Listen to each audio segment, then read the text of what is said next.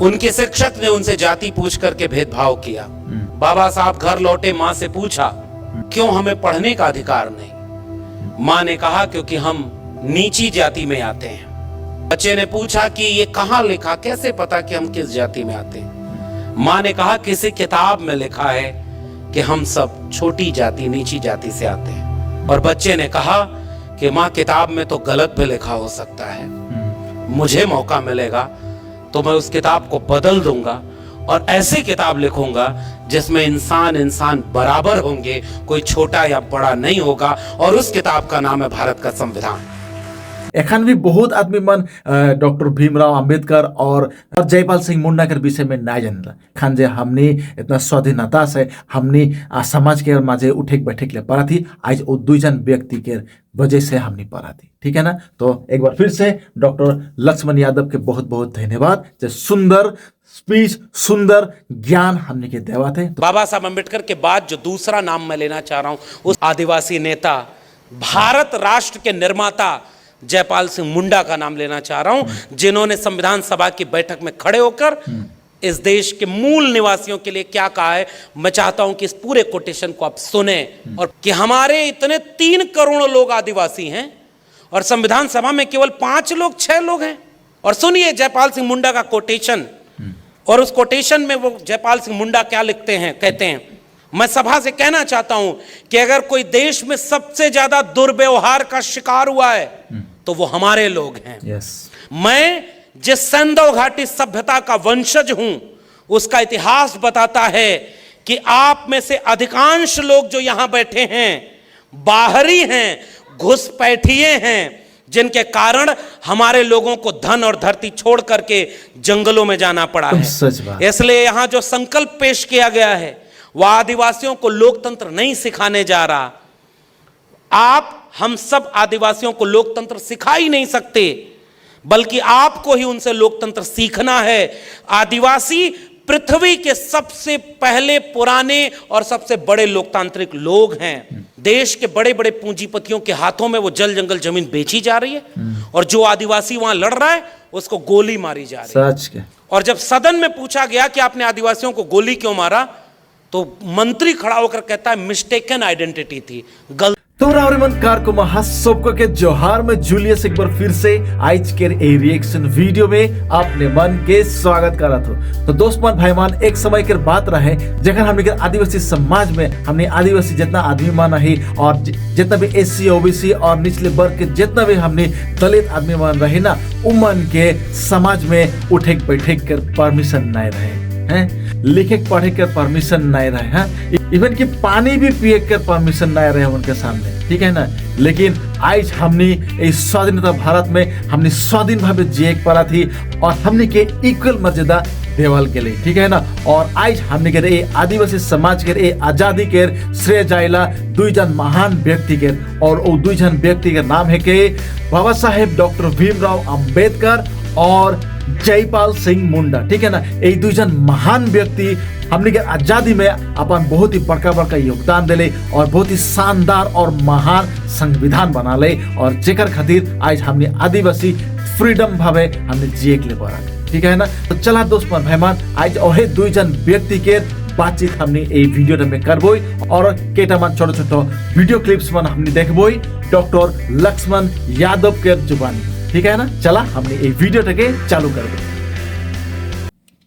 पढ़ने गए तो स्कूल से बाहर बिठा दिया। उनके शिक्षक ने उनसे जाति पूछ करके भेदभाव किया। बाल मन के बाबा साहब घर लौटे, मां से पूछा कि ये क्यों हमें पढ़ने का अधिकार नहीं। मां ने कहा क्योंकि हम उनके नीची जाति में आते हैं। बच्चे ने पूछा कि ये कहां लिखा, कैसे पता कि हम किस जाति में आते हैं। मां ने कहा किसी किताब में लिखा है कि हम सब छोटी जाति, नीची जाति से आते हैं। और बच्चे ने कहा कि मां किताब में तो गलत भी लिखा हो सकता है, मुझे मौका मिलेगा तो मैं उस किताब को बदल दूंगा और ऐसी किताब लिखूंगा जिसमें इंसान इंसान बराबर होंगे, कोई छोटा या बड़ा नहीं होगा। और उस किताब का नाम है भारत का संविधान। बहुत ही अच्छा, इसलिए हम अपने पुरखे को याद करते हैं। बहुत ही अच्छा बात बहुत डॉक्टर लक्ष्मण यादव जी हमने के माझे में बोला थे, ठीक है ना। और एरकम स्पीच से और एरकम जानकारी से हमने के बहुत ही इंस्पिरेशन मिलला। सच के बहुत बहुत धन्यवाद डॉक्टर लक्ष्मण यादव जी के, जो इतना बढ़िया बात हमने के बीच में रखा थे और हमने बहुत कोई जाने के लिए पावा थे, ठीक है ना। एखन भी बहुत आदमी मन डॉक्टर भीमराव अंबेडकर और जयपाल सिंह मुंडा के विषय में ना जानेला, लेकिन हमनी के एखन टाइम है, हमनी के जितना भी आदिवासी माना है जेमन ना जाने ना उमन के हमनी के बताई के लिए है, ठीक है ना। काहे कि एखन जे हमनी इतना स्वाधीनता से हमनी समाज के माझे उठे बैठे के लिए पड़ा थी, आज वो 2 जन व्यक्ति के वजह से हमनी पड़ा थी, ठीक है ना। तो एक बार फिर से डॉक्टर लक्ष्मण यादव के बहुत बहुत धन्यवाद, जो सुंदर स्पीच सुंदर ज्ञान हमने के देवा थे। तो बहुत ही अच्छा बात लगे और बहुत ही अच्छा लगा था, ठीक है ना। चला और आगे सुनबे और केटमन वीडियो क्लिप्स में देख लो, बहुत ही अच्छा बात, बहुत ही सीखे के लिए मिलेला और बहुत ही जानने के लिए मिलेला, ठीक है ना। आगे सुनबे। बाबा साहब अम्बेडकर के बाद जो दूसरा नाम मैं लेना चाह रहा हूं उस संविधान सभा में, वो मरांग गोमके आदिवासी नेता, भारत राष्ट्र के निर्माता जयपाल सिंह मुंडा का नाम लेना चाह रहा हूं, जिन्होंने संविधान सभा की बैठक में खड़े होकर इस देश के मूल निवासियों के लिए क्या कहा है। मैं चाहता हूं कि इस पूरे कोटेशन को आप सुने और पूरा देश पढ़े कि हमारे लोगों ने कैसे इस देश के संविधान को बनाने की कोशिश की। पहला सवाल क्या था जयपाल सिंह मुंडे ने कि हमारे इतने 3 करोड़ लोग आदिवासी हैं और संविधान सभा में केवल 5 लोग 6 लोग हैं आदिवासी तबके से नुमाइंदगी करने के लिए। और मरांग गोमके जयपाल सिंह मुंडा ने संविधान सभा में एक और सवाल पूछा कि इनमें एक भी महिलाएं नहीं है। सोचिए, बाबा साहब अंबेडकर जेंडर मूवमेंट के नेता हैं। महात्मा ज्योतिबा फूले महात्मा बन ही नहीं पाते अगर उनके साथ सावित्रीबाई फूले खड़ी ना होती। और यह बात मैं पूरे दावे से कहना चाहता हूं। और सुनिए जयपाल सिंह मुंडा का कोटेशन, और उस कोटेशन में वो जयपाल सिंह मुंडा क्या लिखते हैं, कहते हैं, सभापति श्रीमान सभापति जी, मैं उन लाखों अज्ञात लोगों की ओर से बोलने के लिए यहां खड़ा हूं जो सबसे महत्वपूर्ण लोग हैं, जो आजादी के अनजान लड़ाके हैं, जो भारत के मूल निवासी हैं और जिनको backward tribes, primitive tribes, criminal tribes और जाने क्या क्या कहा जाता है। पर मुझे अपने जंगली होने पर गर्व है, क्योंकि वही संबोधन है जिससे हमारे लोग इस देश में जाने जाते हैं। तेवर देखिएगा हमारे पुरखों में से एक जयपाल सिंह मुंडा का।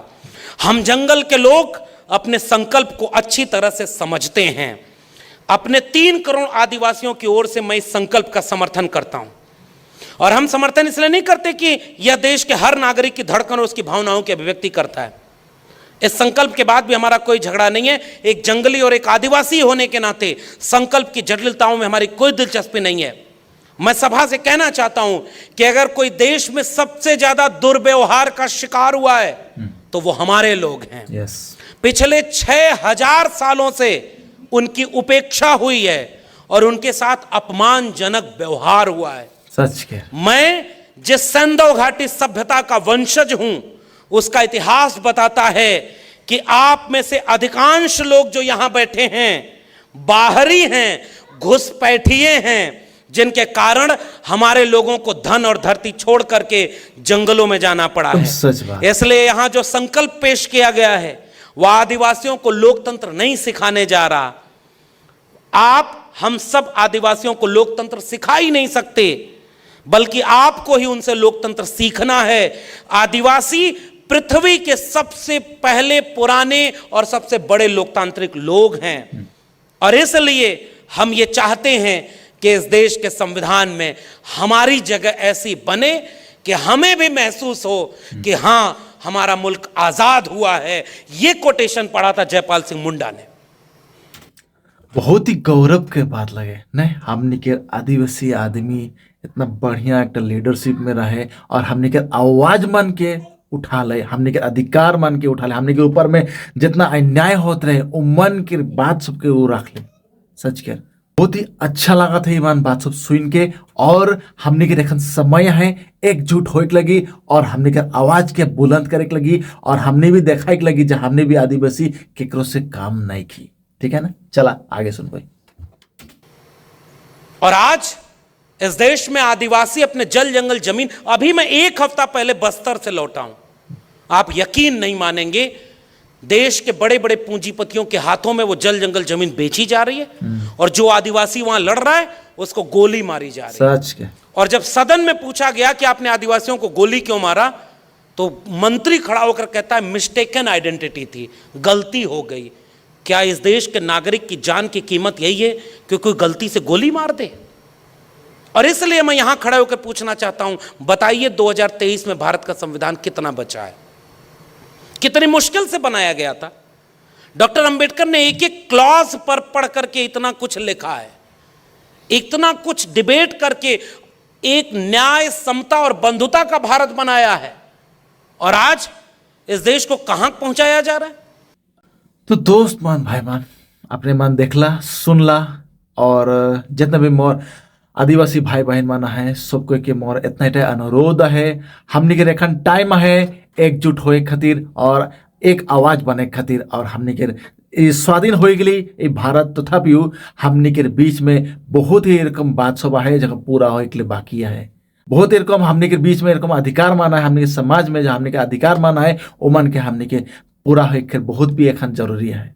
तो हेले सबके के मोर इतना ही अनुरोध और रिक्वेस्ट, जे लिखा पढ़ा और जानकार हुआ और अपन अधिकार के नियम से खोजे के लिए सीखा, ठीक है ना। अपने मन के राय मन जरूर देबा, अपने मन के मतामत जरूर देबा, कमेंट सेक्शन में लिखबा, ठीक है ना। और मोके भी उत्साह मिलेला एरकम अपन जात खातिर कोनो कोनो बात सब बोले खातिर, बतिया खातिर, और छोटो छोटो कंटेंट मन मैं बनाए खातिर, ठीक है ना। बहुत ही दिल से धन्यवाद जे अपने मन ये चैनल में जुड़ते जावा था और ये चैनल के और स्ट्रॉन्ग बना था, ठीक है ना। एरकम में अपने मन के मरम प्यार अपने भाई के ऊपर में बनाए रखबा और हमने सब कोई एकजुट होई के एकटा आवाज हमने बनबोई और अपन अधिकार खातिर हमने सभी कोई एके संगे न्याय खातिर लड़बोई, ठीक है ना। तो चला दोस्त मान भाई मान आज के ये रिएक्शन वीडियो टेके हमने ये रखा थी, फिर मिलबोई और एक नतुन रिएक्शन वीडियो के लेके। सेकंड तक ले अपने मन के ख्याल रखबा। Bye bye and take care.